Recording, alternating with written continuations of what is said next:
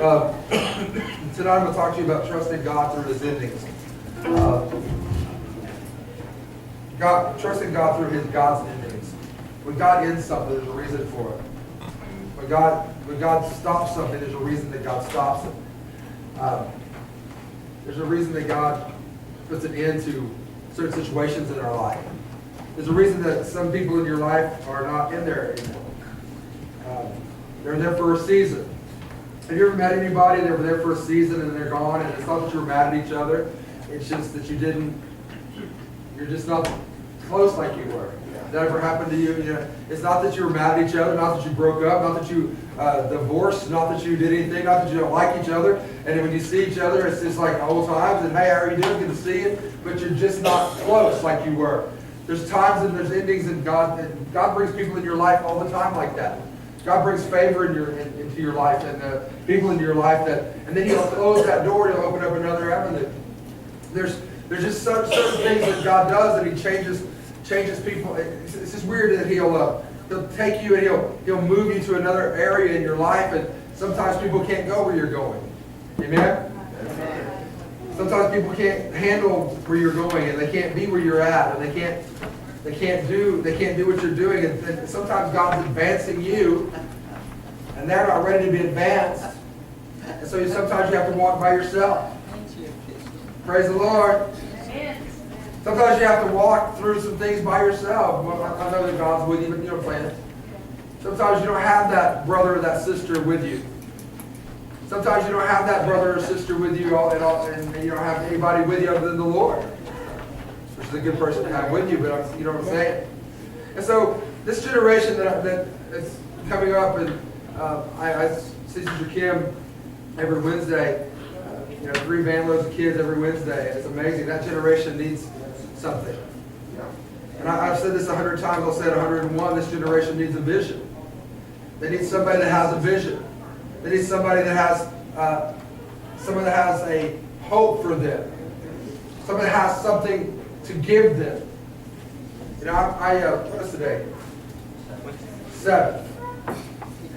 I would like to, in February, I'd like to have just a time of worship and a healing service on a Sunday night. No preaching, no anything. We're going to worship and just. I may talk to Sister Brenda about coming and doing that, because I think there's a time that we just need to have a healing service. And if you have something in your life that is bothering you, it doesn't have to be physical. Then we just come and lay hands on you. That's a good idea, Lord. I may try to get that done this week. I just want to have a time where we come together on a Sunday night and we just worship the Lord.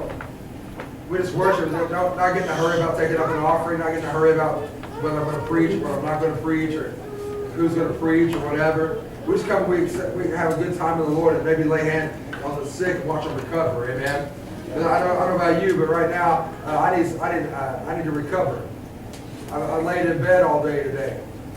I laid in bed till 12:30 today, and I got up and I said, I'm not going to lay here anymore. I got up. I said, your word is true or it's not. And I'm going to get up, and I'm going to walk with you. I believe that by your stripes I am healed. And I'm going to walk, and I'm going to get up. And it was hard to get up. I ain't going to lie about it. It was hard to get myself up and get myself dressed and get out of the shower, because I was freezing to death with that fever. And I was freezing, and I had to get out of the shower, and I had to get myself together, because we have church tonight. I don't know if you know that or not, but on Wednesday night we have church, and y'all know it, but some other folks don't know it. And so I knew there would be kids here that needed something tonight. I knew that there'd be you here that needed something from the Lord tonight. And He gave me a message, so I'm going to preach it. And He gave me something to say, so I'm going to preach it. It'd been real easy to stay home. It'd been real easy to stay home and curl up in the bed, go to sleep. That'd been really easy. And for y'all that I shook your hands, I did sanitize before I shook your hands. So you'll be all right. Amen. But this generation needs a vision. Because in Proverbs 29 it says without a vision the people perish. Without a vision people perish. We have a great God with an incomparable vision. We need to get hold of the vision of God. Amen. What is the vision of God? That none should perish, but all should come to the knowledge of the truth. That none should perish. but that all should come to the knowledge of the truth. Now, I've said it, and maybe you've said it before, but that not everybody's going to get saved, but that God's will is that none should perish, but all should come to the knowledge of the truth. And so if that is God's vision and that is God's plan, then shouldn't it be ours to have a vision of God saying, you know what, I'm gonna reach out to this generation regardless of listen, this generation doesn't talk like my generation. This generation talks, they talk ugly. Yes, sir. In front of anybody. They don't care. Yes, Preacher, pastor, mom, anybody. They just talk ugly. That generation, now, I got my teeth knocked out. But evidently, it's okay now. You know, I grew up in a household that you didn't say bywords. You didn't say bywords at all. That was just about as cussing. And you didn't say G-O-S-H. You just said it once. That's about it. I grew up in a strict household where you didn't say, oh my G-O-D. You got your tail end busted. We didn't do that. We didn't have that stuff going on. And I'm not saying it was right or wrong. I'm just saying, well, that's just how I was raised. We weren't allowed to say. I think the strongest thing we were allowed to say was, oh shoot. You couldn't say that either. I could say, oh shoot. I was a cusser, and so we weren't allowed to do a lot of things, and then we were. But this generation they talk different than we do. They act differently than we do. They walk differently than we do. They dress differently than we do. I remember there was a day when tattoos and piercings now are just commonplace. But I remember when it first started coming onto the scene, and it was like, wow, it was like, it did take you aback a little bit. But now it's just so commonplace, we don't even notice it anymore. I remember the first time I saw some dude with some gauges in his ears, I was like, oh, wow. Now it's just like I don't even notice it. Don't even notice it. Did you see his gauges? No. I don't even notice it anymore. But you remember that? No, you remember that when it first started coming on the scene, and everybody was all thinking, oh, they had gauges, they had tattoos, but back when I grew up, though, people had tattoos were World War II veterans. Yeah. That's all when they had ships on their arm and hula girls and stuff, and that was all the ones that had tattoos. And then as this generation has progressed, now it's commonplace. I didn't say you're going to hell for your tattoo and your piercing. I didn't say that. What I'm saying is it's just different now than it was. It's just different was. God has given this place a divine assignment. I believe with our unanimous vote on Sunday night to move forward. I believe you accepted that assignment. That assignment is this. We have a divine vision, a world-changing mission, if you will. I believe that we have a world-changing mission. I don't believe that we're just here just for a little bit and then hang out for a little while, and then when I die, it just dies. I don't believe that. I believe that this is a worldwide world-changing mission, that when I pass away or step down from being pastor, when I step away from this pulpit and I step away, somebody else is going to step in here and fulfill that mission that God has for us. I believe that with all my heart. I don't want it to die. I want the vision to die with me. I don't want the vision to die with you. I don't want the vision to die because we are no longer in leadership positions, because there's going to come a time when we're the flat top guitars and we're going to have to sit down. That's right. That's right. I was thinking the other day, David, I was thinking the other day, when Brother Turner came and it changed our worship. Yes. We're the age of the flat top guitar players. And I thought, that can't be right. But it is. When Brother Turner came and he said, no, we're not doing that anymore, we're going to do that. So I don't remember what leading worship at that time, maybe Dwayne, I don't know. But they changed and they made all the guys that played acoustic flat top guitars mad, and they all quit. And because Brother Turner changed the style of worship. And when he did that, I thought the other day, I said, man, I'm the age those guys were when they got all mad. So at some point, we're going to have to realize we're the flat top guitars, and I don't want I don't want to do that. Amen. I don't want to face that right now. Okay, and so understand this, that we have a divine assignment, a divine vision, a world-changing mission. We are to love God and families and serve them both. Yes. Love God and families and serve them both. Jesus didn't think it was wrong to serve people. That's right. I can't wait. I was telling Mark, we're sitting out here yelling, get out of the creek for the 9,487th time. Get out of the creek, get out of the creek, get out of the creek. I said, I cannot wait till I have to yell, get out of the creek anymore. Amen. I cannot wait till they're all in the same building and I don't have to yell, get out of the creek. When I don't have to say, no, you can't go to the quick stop. Get back down here. I can't wait for that time to come. When I don't have to have people, have you seen Joe? Have you seen, and try to follow people around and because you can't see out there, there's about 40 kids out there and you can't see. I can't wait. But we're supposed to serve God and serve families and to do both. And Jesus didn't think it was wrong to serve people. And when the scriptures say that He came and to serve and not to be served, I don't think sometimes we realize what that means. That means that Jesus came to serve humanity, not to be served by humanity. And so we've got to catch that vision of serving humanity. We've got to catch that vision of serving God's people. We've got to catch that vision of being a servant and having a servant's heart. And I'm a firm believer, and you can't be a leader unless you can be a servant. Right. I believe that. Unless you can serve, you have no frame of reference to be a servant, to be a leader. If you can't serve, if you're above doing something in service, then you're above leading. Because I don't think that you have any business saying you're a leader if you don't know what it's like to serve. Right. You have to serve in every aspect of your Christian walk. You're a servant. You're a servant to God. You're a servant to God's people. You're a servant. We must put ourselves in the place that Jesus taught us, that is in the middle of the lost and dying of humanity, to bring them to the knowledge of Jesus Christ. What do you mean by that, Brother Jeff? This is what I mean. In Hebrews 2 and 3, will you throw that for me? You guys have to forgive me my voice. Sorry.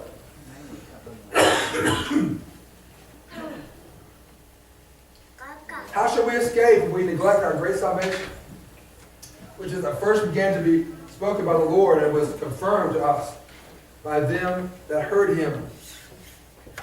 How can we escape if we neglect so great salvation? We have to place ourselves in the middle of what Jesus taught us, and that is in the middle of the lost and dying of humanity, and bring them to Christ. It is our job to bring people to Christ. It's not our job to just take the benefits of God, and there are benefits of serving God. Yes. Right. There are benefits of serving God. Yes. Well, y'all are a lively crew. There's benefits of serving God. Number one, benefit is this: God blesses us. If you serve Him, He blesses you. I promise. If you give your life to Him, He will bless you. I promise you that. He will bless you. Number two, you don't go to hell. Isn't that a blessing? Isn't that a blessing? Now, I don't serve God just so I don't go to hell. That's not the reason I serve God. That's just a fringe benefit. I serve God because He's good to me. I serve God because I love Him more than I love myself. I serve God because He has shown Himself to be faithful. He has shown Himself to be true. In my short little 49-year life, God has shown Himself to be more faithful than I could ever see. He has shown Himself to be faithful in every aspect of my life. But no matter what I'm going through, He has shown Himself to be faithful. No matter where I'm going in my life, He's shown to me that He is faithful. So we've got to place ourselves in the middle of this lost and dying humanity and place ourselves there and show them a way of escape. We must walk with Christ by trusting God's endings. What do you mean God's endings? This is what I mean. What are God's endings? The things in our lives that God stops and starts a new chapter of our lives.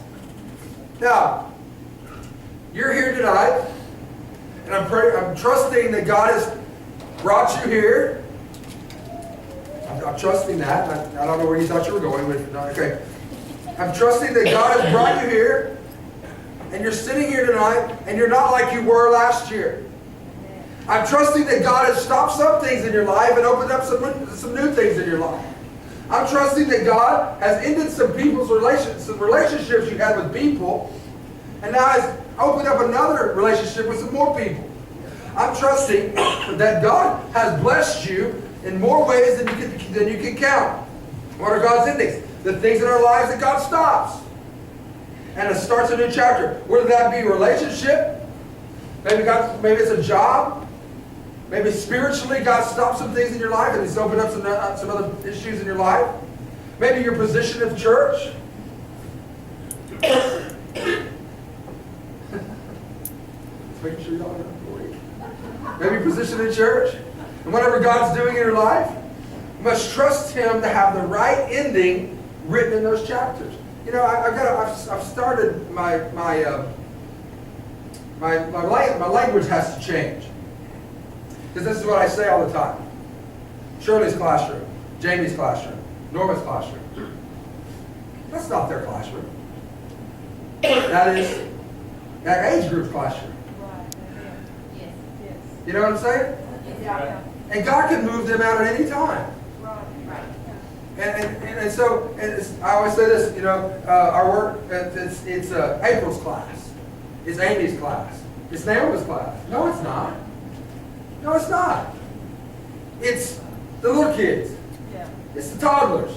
Right. It's the juniors. Amen. It's God can change at any time, in any situation. So I've tried to change the way I speak about things.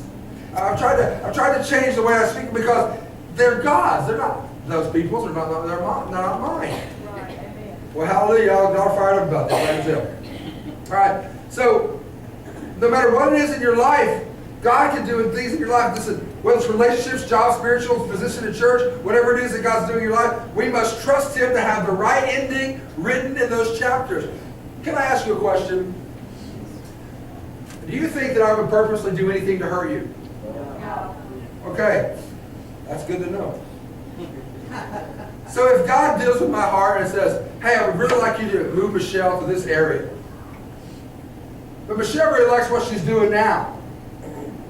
If I ask her, Michelle, I really feel like God's asking me to ask you to do this.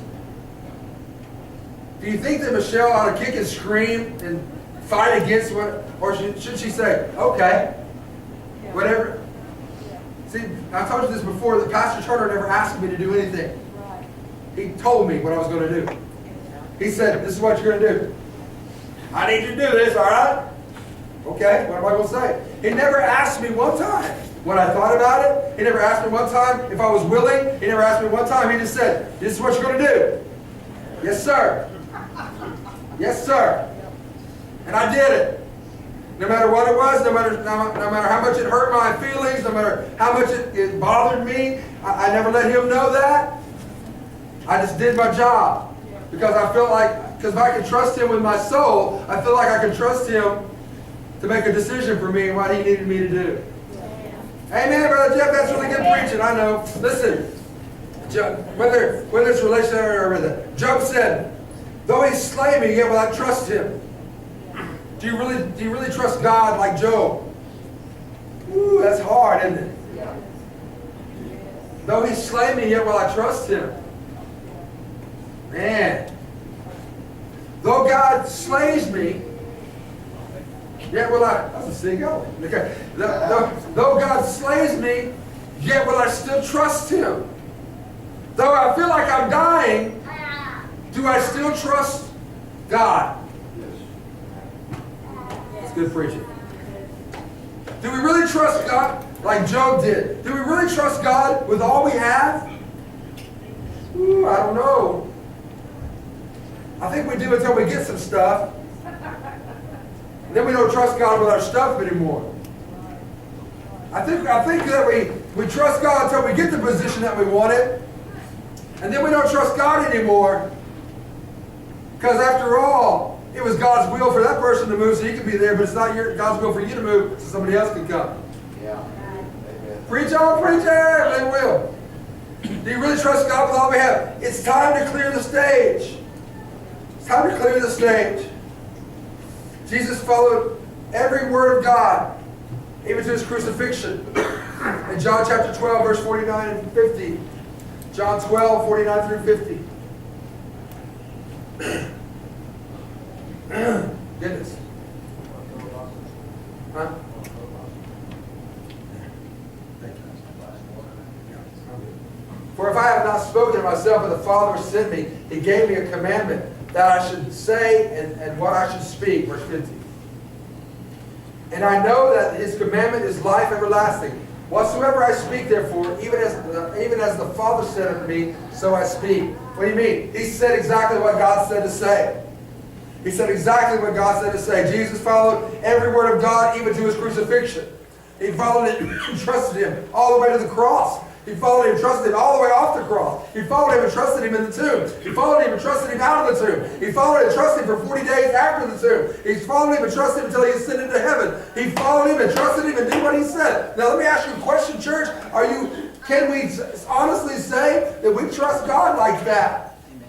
I don't know. Let this cup pass from me. Matthew 26, 39 and 42. Let this cup pass from me. I don't want to do this, God, but whatever you say, let's do it. Hallelujah. I don't really want to do this, God, but whatever you want to do. My flesh says no. My spirit is willing, but my flesh says no. But my flesh has to get under control of my spirit. My flesh has to be under control of my spirit, under control of my spirit. My spirit has to win out. My spirit has to tell somebody, this is what's going to happen. My spirit has to tell my flesh, shut up. You're going to do what I tell you to do. That's why it's important to fast. Because it strengthens your spirit and weakens your flesh. It's important to fast, to be a fasting and prayer person. Because it weakens your flesh and strengthens your spirit.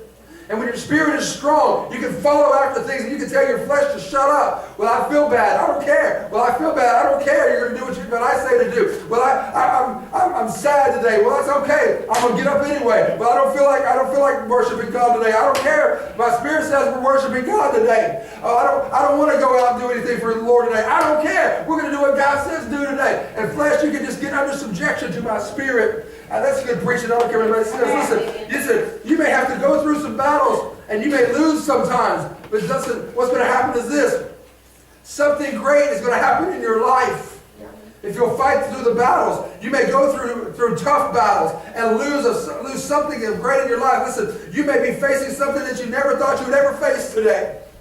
Maybe today you never thought your kids would do what they're doing right now. You never thought your wife or your husband would ever do what they did to you. You never thought that your church would ever be what it is today. Maybe you're facing something you never thought possible. Maybe it doesn't even seem fair that you have to face it. Maybe it doesn't even seem fair. Maybe, God, I worship you. God, I've given you my life. God, I've done everything that you've asked me to do. Why am I going through this? Anybody ever been there? God, I've given you, I've paid my tithe, I've given my offering, I've preached when I didn't feel like preaching, I've sang when I didn't feel like singing, I've played when I didn't feel like playing, I've helped people when I didn't feel like helping anybody. God, when I needed $20, I gave somebody my last $20. And so, God, I don't see why it's fair. Why I have to go through this. Nobody's ever been there but me. That's okay. Maybe it doesn't seem fair. Maybe you're stepping into a greater blessing in your life than you've ever had before. And maybe you're stepping into blessing and you're trying to figure out how to be blessed. Amen. So you have to figure out how to be blessed. Yeah. Preach on, preach it! You have to learn how to be blessed. Jesus, take the wheel. Take it from my hand. Listen, you got to learn how to be blessed. It's just not natural. No. You have to learn. You have to learn what to do with the blessing. You have to learn how to handle the blessing. You have to learn what to do with it. God has called you. Okay, you have 5 talents. You have to learn what to do with those 5 talents to get 5 more. You have 2. You got to learn what to do with those 2 to get 2 more. When you just hang on to the 1, He'll take from you and give you the one that had 5. You've got to learn how to handle blessing. You can't just say, "Well, I'm blessed. I'm on top and rising. Hallelujah." Well, great. That's fantastic. You met those people. How are you? I'm blessed. Oh, you really? That's great. I'm glad you're blessed. But what are you going to do with it? What are you going to do with it? Listen, maybe I don't understand, but maybe sometimes you're going through situations in your life and you got to figure out how to be blessed. Because listen, even though you're blessed, there's a family member that's sick. Even though you're blessed, he walked out on you. Even though you're blessed, she left you. Even though you're blessed, you don't feel good today. Even though you're blessed, you lost your job. Even though you're blessed, you have situations in your life. Stuff happens even if you're blessed. But can you stand it? Can you handle it? Can you show yourself worthy of blessing? What do you mean, can I show myself worthy of blessing? I don't know. I have to be worthy of blessing. Of course you have to be worthy of blessing. God just doesn't pour out blessing on everybody. He doesn't. Are you faithful when you don't feel like being faithful? Are y'all with me? Are you excited about living for God even when you don't really care about living for God? Well, I never liked that. Well, hallelujah, I'm glad. You've never pastored a church then. Hallelujah. Because there's sometimes you just like, oh! And I have a great church. I'm not saying that, anything bad about that. I'm just saying, there's just sometimes you just go, oh my goodness, what are you thinking? Oh my goodness, what are you doing? Oh my goodness, why do you think that's okay? And there's just times in your life you go, oh, it's so frustrating. Because you know where it's going to lead to. And you can preach it, you can talk about it, you can tell, you can talk to them, you can talk about it, and it just goes whoop, whoop. One ear after the other, never acknowledge you said a thing to anybody, anything about it. And then when the tragedy strikes, you go, no kidding. Well, I don't understand. Well, how do you not understand? So can you stand to be blessed? Can you stand to be blessed? Do you know how to stand in blessing even when you don't feel like you're blessed? Do you know how to stand in blessing? What does that mean to stand in blessing? That's what it means. There's things that you have to do for blessings of God to fall in your life. Number one, you have to be a servant of God for blessings to fall in your life. Serve. If you serve God, God will bless you doubly, I promise you. If you'll serve Him, He'll bless you doubly. I'm talking about serving not because you want to be blessed, but just serve because you love Him. Okay? If you will serve God, He will bless you. Can you serve God when you don't feel like it? Can you serve God when you're upset and you're mad and you're angry at somebody? Can you still serve God? Can you love people even though people are on your nerves? Can you hold your hand out and be a lifeline to somebody even though you know as soon as they get out of there they're going to talk dirty about you? Come on now. Can you be a lifeline? Because you know what their track record is. Come on now. Okay, I'll go on. I'll go on. You may be facing a blessing when you're not used to it.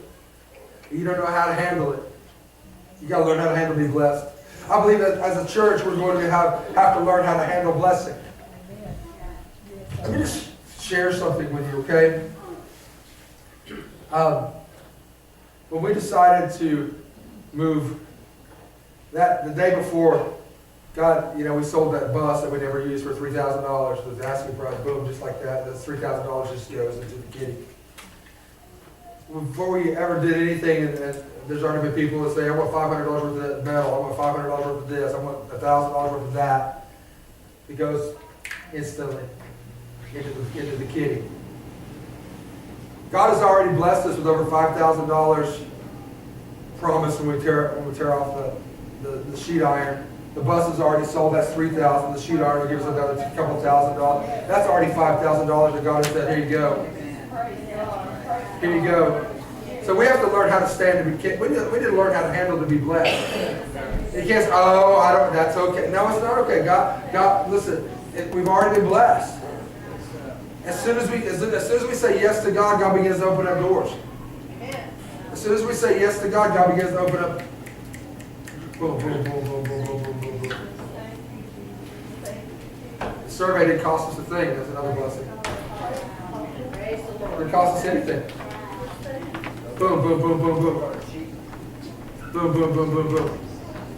God begins to open doors when you begin to serve God. Listen, God's going to bring to you financial blessing in order to build a building. I believe this with all my heart that God's bringing financial blessing to your life so you can pave a parking lot. You can buy chairs. We can set sail on a new adventure that we never have seen before. You know, I've been in this church all my life, and I've heard numerous times, we're going to do. And finally I got serious with God about 6 months ago, and I said, God, I'm sick of telling those people we're going to. I'm sick of telling my church. I can't look at them anymore and say we're going to. I can't do it anymore. I've had a belly full of we're going to. Because all my life, all I've ever heard is we're going to. We're going to do this, we're going to do that, we're going to do this. And we never did stinking anything. We're afraid to step out on faith.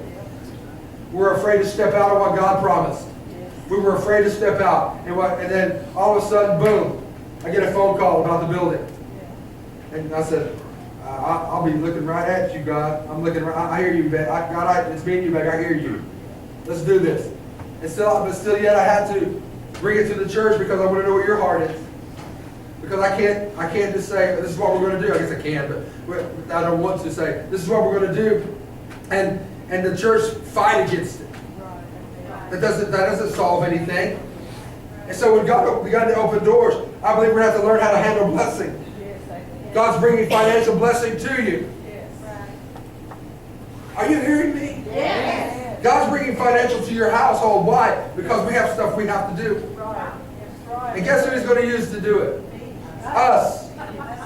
Jesus had to trust that though He was going to be separated from God for the first time ever, He was going to be allowed to pick His life back up and be back in fellowship with the Father. He had to trust. Listen, the question is, can you trust God's endings?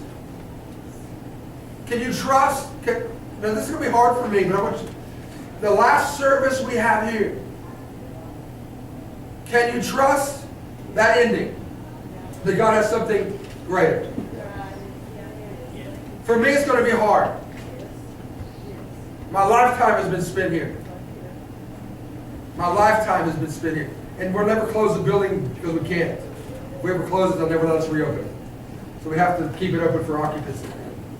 We'll always use it for something. It's not going away. Okay? The pews are staying where they're at. Well, maybe not, but they're staying. They're not in the building. Okay? We'll always have to use this for something, or they'll never let us use it again. If you ever close it, if you ever shut off the utilities, they'll never let us turn it back on again. You know why? Because it won't pass inspection. We're grandfathered in right now. It'll never pass inspection. So that last service we ever have here, that last service when I stand behind this pulpit for the last time in this building, now last amen is going to be hard for me. But I have to trust God's endings. Because if God ends something, He opens something else. Because when God stops something, He starts something else. Listen, He doesn't just let you out there on your own and say, good luck. He always has a plan and a purpose. It is finished is what Jesus said. It equals this, Father, I'm coming home. Though He stopped one part of His life, He was going to another part of His life. Are you with me? Yeah. It is finished. Meant, Father, I'm headed home. I'm on my way. I'll be there shortly. To walk with Christ is to trust that the Father knows how to write the ending and start a new chapter. I believe that God knows how to. I believe that God knows how to start a new chapter. I believe that God knows how to stop one thing and start something else. I believe that God knows how to put everything on the table and say, "Listen, I'm going to take everything. I'm going to take everything that you have, and I'm going to bless you." But church, let me ask you a question. Can you stand it? Can you handle the weight of blessing? Because this is what happens when you have blessing. Responsibility comes with blessing. You're responsible for the blessing that God gives you. You're responsible to use the blessing that God gave you. You're responsible to have God's blessing on your life. And when He has that blessing on your life, you're responsible with great responsibility. With great Spider-Man. With great power comes great responsibility. With great power comes great responsibility. I want you to be aware of this. When the building starts to take shape and people are talking to you about it, Oh, and they start saying stuff like, oh, you're going to boot scoot and all that stuff out there, okay? I don't know. But can you handle the responsibility of saying, God has blessed us? Yes. Thank you. Just come and see. Come and see what the Lord has done. I went out there today and was looking around, and it's a mess right now. It's just a mess in there. It's just a dirty old building. Field of rat droppings all in it. Mold, mildew, stained up carpet, parquet floor that's coming off where the dance floor was. Hey, hey, who's there, killer? Old, broken up urinals and bath and toilets. And it's just a mess right now. It's just a mess. So God has a way of taking messes and reconfiguring them. I'm excited about it. I'm ready to get started.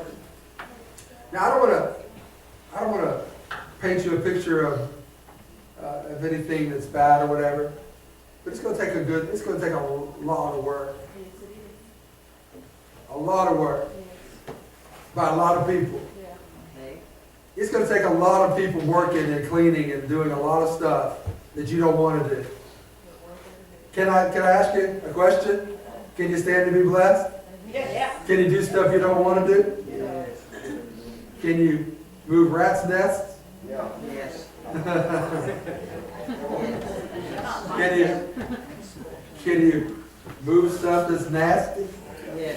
And move stuff. There you go. Plastic gloves are this lifesaver. Can you handle it? Because when God stops one thing and starts something else. And listen, I don't plan on that being the end of ministry. That's not the end. That's a building that we have to have right now. Listen, I just want to share something with you. There's 180 people in here Sunday. That is, you cannot fit anybody else in here. You can't. There's 180 people. And they got to know each other real closely. You know? It would freak me out to sit that close to people. That's why I have this stage. I can't do that. I just don't like being smashed. That's one thing about basketball I hate. When you get these little cracker box gyms that sit right beside me, I can't stand that. You know, New Lima's the worst. New Lima and Barnum's old gym. Woo, geez, please. Man, you go there and you're sitting right, and people you have to move so somebody can walk by you and all that stuff. It's just bad. And that just drives me crazy. And so, 180 people in here Sunday morning, right? That's packed, man. That's packed. So what I'm saying is this, that's not the finished product.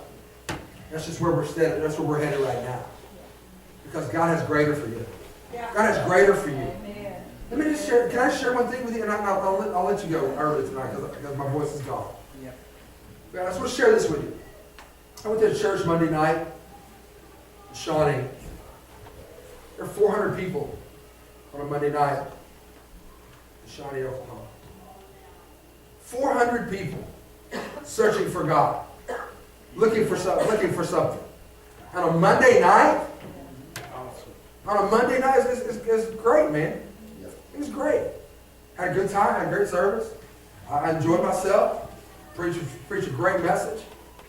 I took me and Abby went hung out for a little bit, steal some ideas, and do some stuff, you know.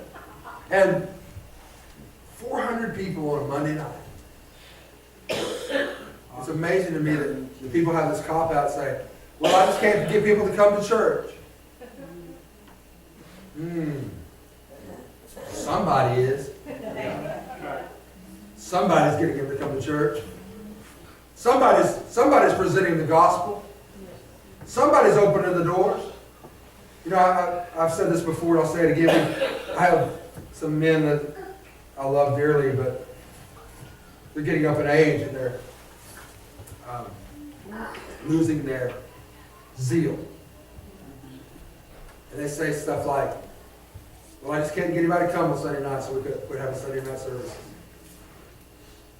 What do you, and I said, well, I said, we lose about 100 people on Sunday night.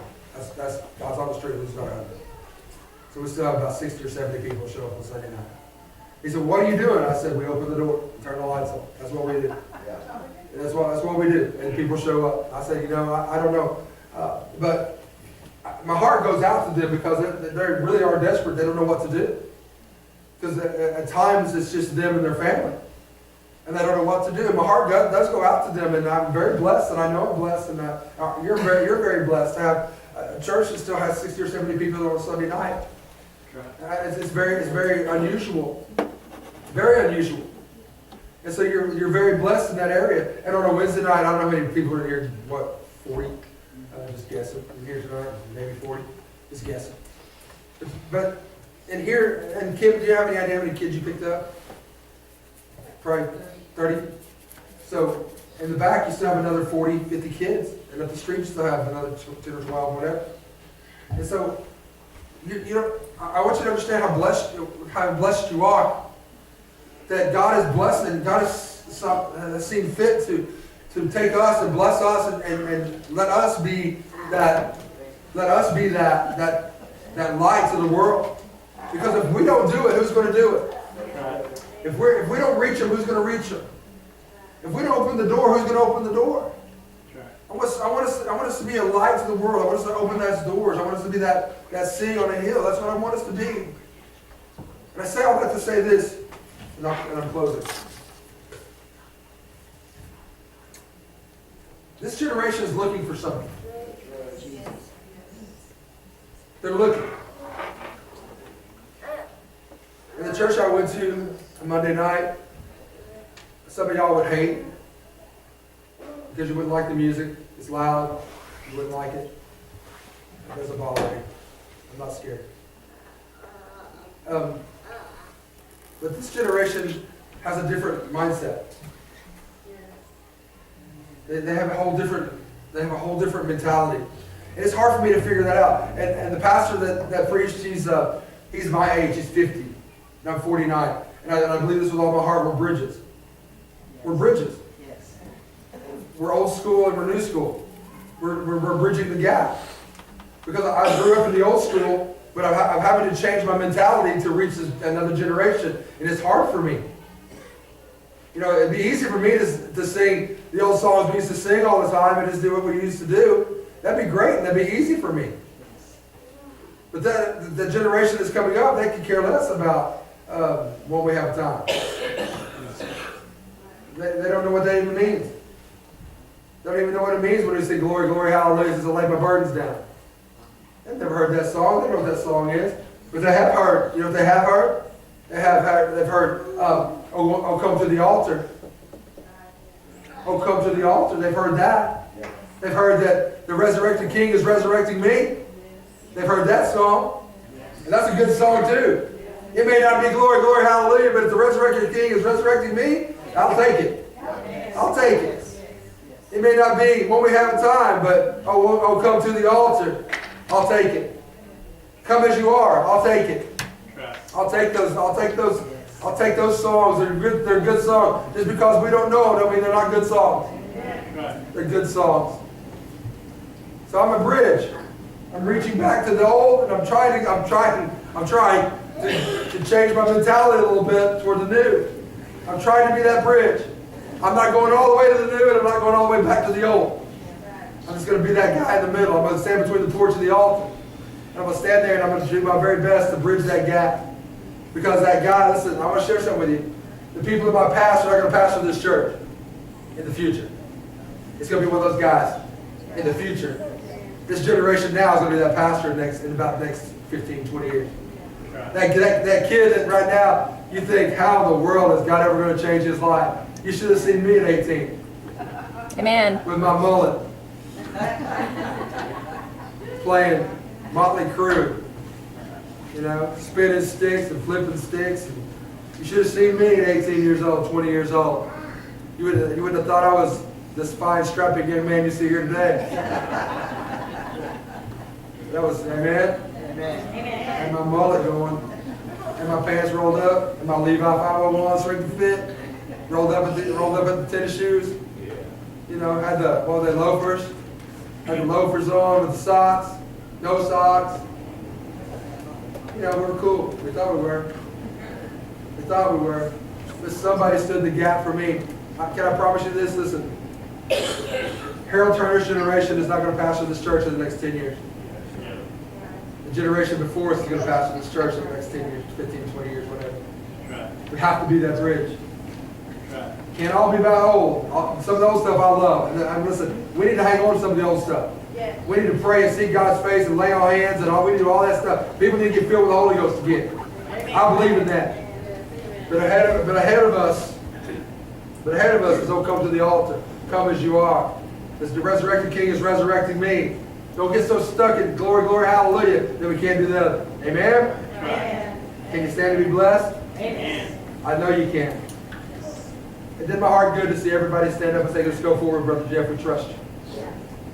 We trust you. It did my heart good that 54 people stood up and said, you know what?